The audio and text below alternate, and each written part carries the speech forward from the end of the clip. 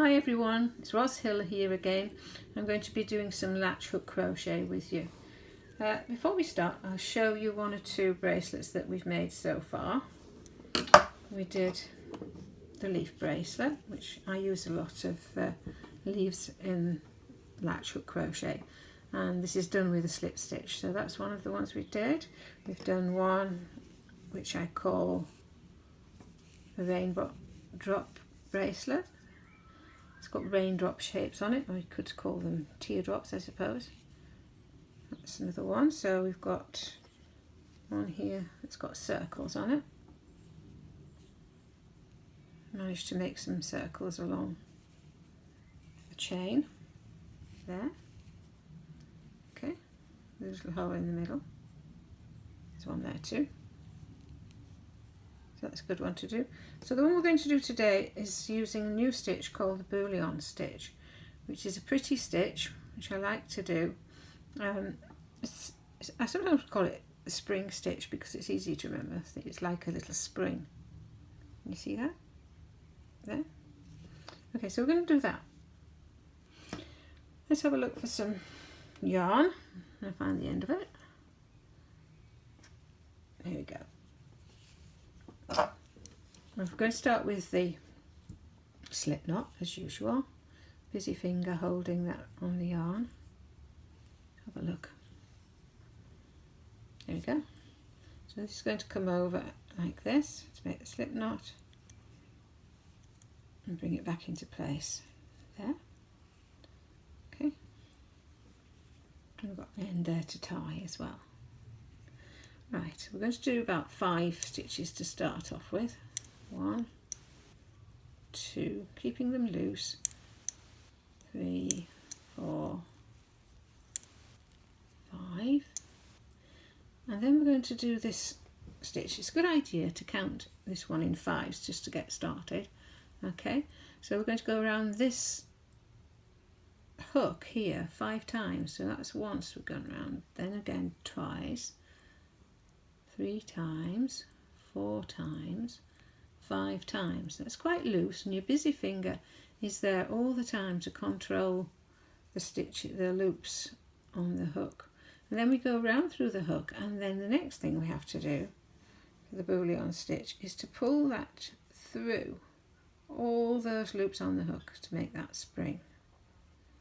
Okay, and then bring it back here into place and finish the stitch off with a chain, and that makes your first Bullion. Let's have a go at doing that. I'm going to count 5 chain, 1, 2, 3, 4, 5, and now for the Bullion.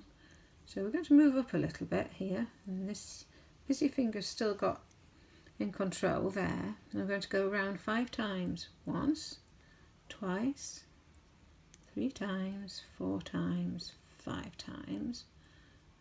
Okay, and now we go around the hook at the end, carefully pull those off through the hook, bring it back and finish off with a chain, and there's that little Bullion again. So we'll try again, keep going with this.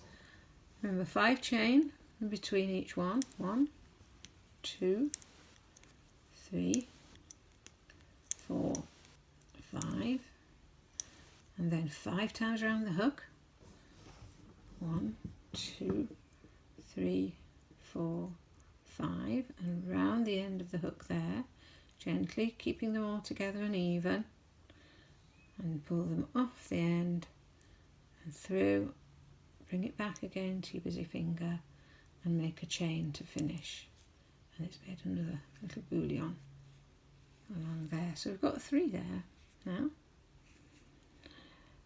I'm counting 5 in between each one and going round 5 just to make it easier, but if you're wanting to do more in between, you can do. So we could just do 3 if you like, 1, 2, 3, and then you could do your Bullion stitch.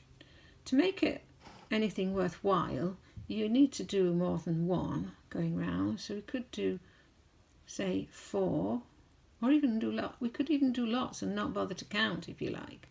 and then go through, and this will make a nice big bullion stitch there. A bit more tricky to do, so practice this going round 5 before you start being too adventurous, and that makes a nice bullion stitch there. Okay, we'll do 3 again, 1, 2, 3, and we'll do another one. We'll do one again, we'll do one with quite a few on.